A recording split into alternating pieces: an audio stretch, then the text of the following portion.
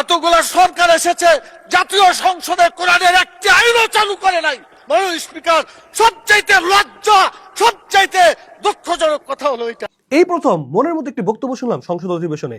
MP সাহেব যে বক্তব্যগুলো দিয়েছেন, আলহামদুলিল্লাহ আমার অন্তরকে ছুঁয়ে গিয়েছে। আসুন তার কিছু বক্তব্য আমরা শুনি। কোরআনের বিধান বাংলাদেশে চালু হওয়া উচিত ছিল মাননীয় স্পিকার।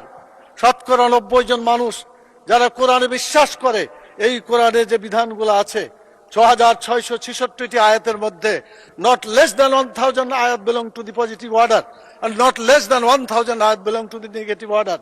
1000 আয়াত আছে যেগুলো হাবোধক আইন, 1000 আয়াত আছে যেগুলো নাবোধক নিষেধ।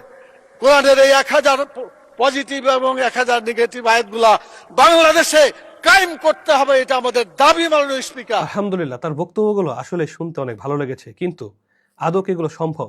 এটা কখনোই সম্ভব না, কারণ গণতন্ত্র দিয়ে কখনোই কোরআনের আইন বাস্তবায়ন হবে না। ধরেন এমন একটি রাস্তা যেটা দিয়ে বজ্র বা খারাপ কিছু আসে, সেখান দিয়ে মধুও আসে, সেটা আপনি খাবেন? কখনোই খাবেন না। বা যে রাস্তাতে প্রস্রাব আসে, সেই রাস্তাতে যদি অনেক অমৃত আসে, সেটাকে আপনি খাবেন?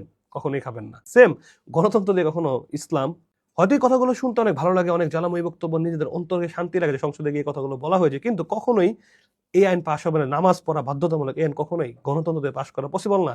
আল্লাহর আইন দিয়ে কখনোই বিচার হবে, এটা গণতন্ত্র দিয়ে কখনোই পসিবল না। হয়তো বক্তব্যগুলো শুনতে খুবই ভালো লেগেছে, আমারও ভালো লেগেছে, অন্তর ছুঁয়ে গিয়েছে, কিন্তু এটা কখনোই সম্ভব না।